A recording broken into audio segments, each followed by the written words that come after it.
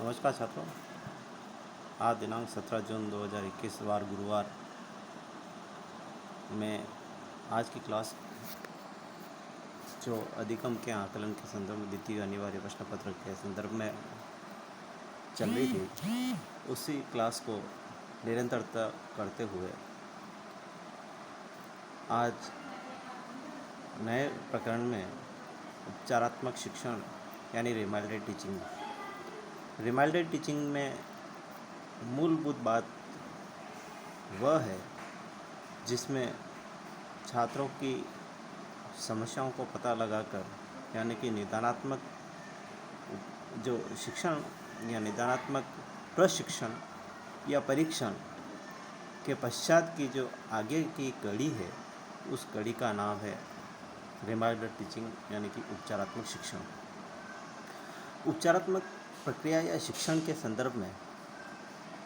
जैसा कि इसके शब्द से ही पता चला है, उपचार यानी कि इलाज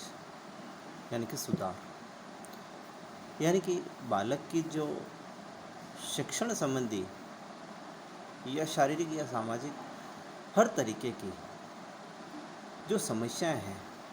उन समस्याओं के कारणों का, कठिनाइयों के कारणों का पता लगाकर उनके लिए उचित समाधान का प्रयास ही और उन समाधानों के साथ उसको शिक्षण प्रक्रिया से जोड़ते हुए बालक के शिक्षण संबंधी, सामाजिक संबंधी एवं भविष्य संबंधी हर समस्या का निदान इस उपचारात्मक शिक्षण संबंधी के माध्यम से किया जा सकता है। उपचारात्मक शिक्षण से इसके उद्देश्य में सभी प्रकार की जो अधिगम संबंधी त्रुटियां हैं, उन त्रुटियों को प्रभावशाली ढंग से किस तरह से दूर किया जाए, यह उसका पूरा उद्देश्य है कि हम बालक की जो सभी प्रकार की जो घटनाएं हैं, समस्याएं, उन समस्याओं को हम प्रभावशाली ढंग से किन किन विधियों के माध्यम से हम दूर कर सकते हैं, ये सबसे पहले होना जरूरी है। साथ ही साथ शैक्षणिक मापन और मूल्यांकन की दृष्टि से उपलब्धि परीक्षण और निदानात्मक परीक्षण दोनों एक दूसरे के पूरक हैं, और निदानात्मक परीक्षण में त्रुटियों के आधार को हम कठिनाई के माध्यम से पता लगता है कि निदानात्मक जो परीक्षण है उसके माध्यम से बालक में कौन कौन सी कठिनाइयाँ उपस्थित हो रही हैं और उन कठिनाई को हम किस तरह से निदान कर सकते हैं या उनका समाधान कर सकते हैं, किस तरह से उपचार कर सकते हैं, वो उपचारात्मक शिक्षण में होगा। फिर निदान उपचार दोनों क्रियाएं एक दूसरे के द्वारा ही संपादित होती हैं। निदान का अंतिम चरण ही उपचार है। अब उपचारात्मक प्रक्रियाएं क्या होती है, किस तरीके से उपचारात्मक प्रक्रियाएं किए जा सकती है, ये प्रक्रियाएं कभी निश्चित नहीं होती। हमेशा हर व्यक्ति, हर छात्र के साथ अलग अलग कठिनाइयाँ होती हैं और प्रत्येक के लिए अलग अलग कठिनाइयों के आधार पर उपचार भी अलग अलग तरीके से होता है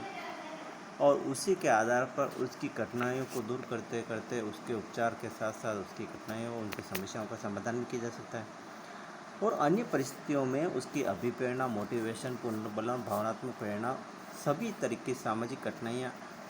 उनको दूर करने के लिए हम उपचार या उपचारात्मक शिक्षण का प्रयोग करते हैं।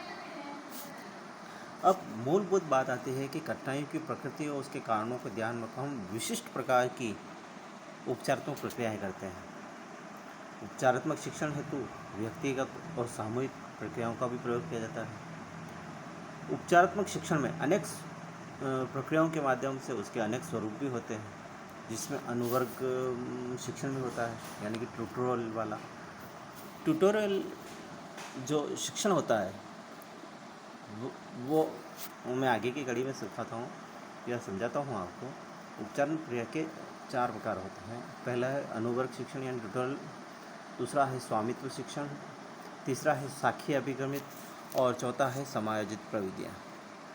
अब चारों ही तरीक़ों या चारों विधियों के माध्यम से हम उपचारात्मक प्रक्रियाएँ संपन्न करते हैं। पहला है ट्यूटोरियल यानी कि अनुवर्ग शिक्षण। आपने इस बात को बीएड प्रशिक्षण कार्यक्रम में भी महसूस किया होगा कि अक्सर छात्रों को सूक्ष्म शिक्षण अभ्यास कार्यक्रम सिखाया जाता है। उस कार्यक्रम में या तो सब्जेक्ट के अकॉर्डिंग छात्रों को बैठाकर उनको शिक्षण करवाया जाता है, या किन्हीं 10-12 छात्रों को सभी विषयों के साथ जोड़कर उनको शिक्षण करवाया जाता है। इस शिक्षण से छात्रों पर व्यक्तिगत तरीके से ध्यान किस तरह से दिया जा सके, ये इसका सबसे महत्वपूर्ण उद्देश्य है कि हम 10-12 बच्चों में व्यक्तिगत तरीके से हम बच्चों पर बराबर ध्यान दे सकते हैं। उस पर अपनी पूरी नज़र उन पर रहती है। उन छात्रों को नाम से जानना, उनके बैकग्राउंड के बारे में जानना, उनके शिक्षण संबंधी जानना, उनकी शिक्षण प्रक्रियाओं के संबंधी जानना, उनके रिजल्ट संबंधी जो सफलता है या असफलता है उनके बारे में जानना, ये तमाम बातें हम उन ट्यूटोरियल के माध्यम से हम सीख सकते हैं, समझ सकते हैं। ट्यूटोरियल में उनको सामूहिक रूप से काम भी दे सकते हैं, व्यक्तिगत ढंग से भी काम दे सकते हैं। यानी कि हर तरीके से बात की जाए, अनुवर्ग शिक्षण यानी कि ट्यूटोरियल जो ग्रुप है उसके माध्यम से हम छात्रों को व्यक्तिगत तरीके से और सामूहिक तरीके से भी हम उस पर शिक्षण की व्यवस्था कर सकते हैं। इसके द्वारा एक शिक्षक सभी कठिनाइयों की समाधान में सहायता प्राप्त करता है, और इस प्रकार के शिक्षण को जो छोटे छोटे कक्षा में छोटे छोटे वर्गों में बांटकर उनको पढ़ाया जाता है और उसके माध्यम से बालक की कठिनाइयों को, समस्त कठिनाइयों को दूर करने का प्रयास किया जाता है, जिसके फलस्वरूप बालकों का निदान के बाद उपचार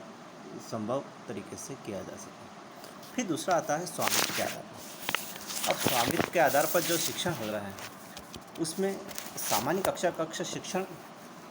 या पुनर्बलन या सुधारात्मक प्रक्रियाओं के माध्यम से जो किया जाता है, और स्वामित्व शिक्षण कार्यक्रम जो या स्वामित्व शिक्षण या अधिगम आव्यूह या रचना है जिसकी खोज ब्लूम ने की थी, और उसने यही बात बताई थी कि हम बालकों की जो छोटी छोटी जो समस्या है, कठिनाइयाँ हों, उनको हम कक्षा शिक्षण में या फिर मोटिवेशन के माध्यम से, उनकी सुधारात्मक प्रविधि के माध्यम से यानी कि टेक्निक के माध्यम से हम उनकी समस्याओं को सुधारने का या उनमें निखारने का प्रयास कर सकते हैं। कमज़ोर छात्रों को अतिरिक्त रूप से हम समय देकर उसकी समस्या को निदान कर सकते हैं। हम निजी स्वामित्व के आधार पर यानी कि अपने स्वयं के आधार पर निष्पत्ति परीक्षा जो होती है, मूल्यांकन परीक्षा होती है, उसमें किस प्रकार से उसमें सुधारात्मक प्रयास कर सकते हैं, जो अच्छी से अच्छी तरीके से हमने प्रकरण को छात्रों तक पहुंचाने का, किस तरीके से छात्रों की जो समस्या है उन समस्या का निदान करने का, अगर उस प्रकरण या शिक्षण से संबंधित कोई समस्या आ रही तो समस्या का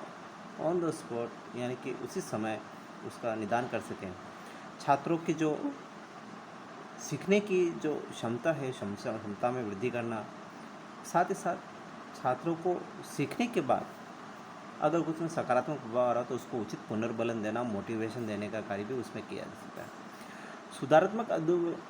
अनुदेशन में साखी अभिक्रम अनुदेशन भी एक महत्वपूर्ण भूमिका अदा करता है, और साखी अभिक्रमित अनुदेशन में यानी कि ब्रांचिंग प्रोग्राम इंस्टीट्यूशन में इसमें बालक को स्टेप बाय स्टेप में आगे की कड़ी में तीसरा वही है कि इसमें बालक को स्टेप बाय स्टेप ज्ञान प्रदान किया जा सकता है, ताकि उसमें अगर कुछ कमी रह रही है तो आगे आने वाले शिक्षण में उसको उस कमी को दूर किया जाए। यानी कि क्रमबद्धता के तरीके से, यानी कि एक कठिनाई को निदान किया, फिर अगली जो कठिनाई है उसके साथ उसमें कुछ कमी रह गई है, आगे वाली जो समस्या है तो उसको आगे आने वाली से कठिनाई में उसको सम्मिलित करके उसका भी निदान कर लिया जाता है। इस तरीके से छात्रों में सुधारात्मक प्रयास हर तरीके से उपचारात्मक शिक्षण में संभव है। फिर तीसरा जो आ रहा है, मैंने बताया था शाखीय अभिक्रमित अनुदेशन यानी कि branching programme instruction. Branching programme instruction में मूलभूत बात वह है कि बालकों को एक साथ पूरा ज्ञान न देकर कुछ पदों में, कुछ खंडों में, कुछ टुकड़ों में ज्ञान प्रदान कर दिया जाता है, ताकि एक समस्या या एक शिक्षण वर्ग का एक पद को पढ़ने के बाद उससे संबंधित उसके प्रश्नोत्तर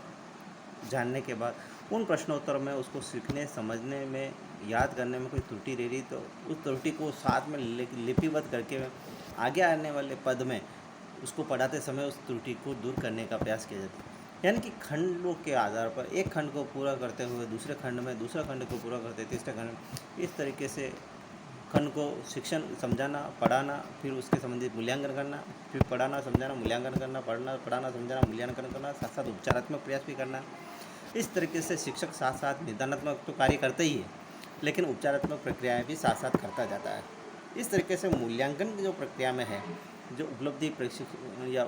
परीक्षण के आधार पर जो तय किया जाता है, उसी के आधार पर यह संभव है। फिर समायोजन की प्रविधि है। बालक को समायोजित तरीके से हर तरीके से, चाहे किसी भी विपरीत परिस्थितियों में भी उसकी समस्या आती है तो समस्या का निदान किस तरीके से करें। बालक को हर तरीके से एडजस्टमेंट होना जरूरी है, चाहे व्यक्तिगत तरीके से चाहे सामूहिक तरीके से। बालक हमेशा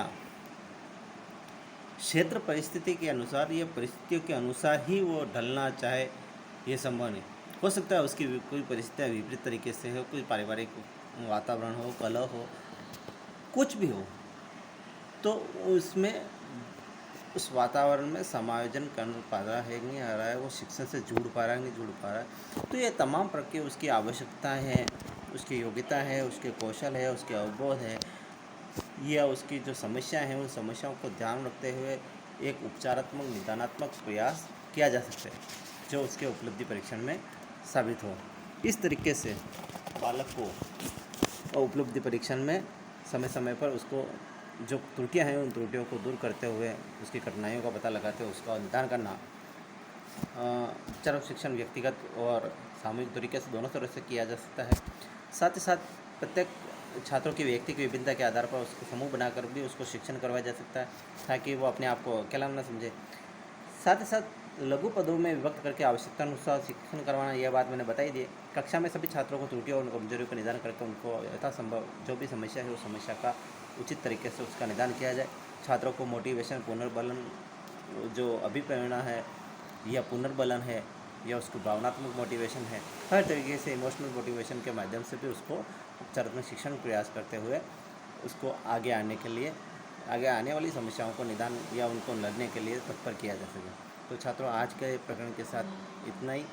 कल नए प्रकरण के साथ जुड़ेंगे। आज के लिए इतना ही।